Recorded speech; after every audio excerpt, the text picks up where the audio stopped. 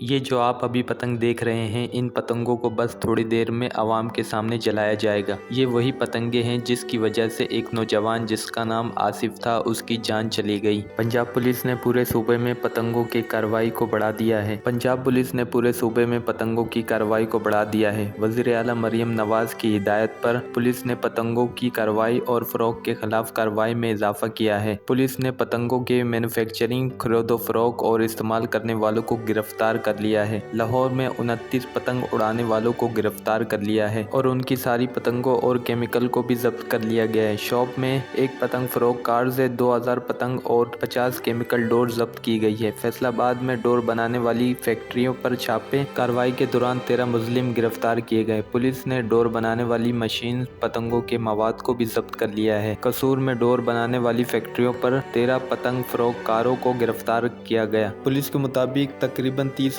पतंगों को जब्त किया गया। और अब बारी आती है पतंग को जलाने की, तो आप खुद देख सकते हैं पंजाब पुलिस किस तरीके से सारी पतंगों को जला रही है।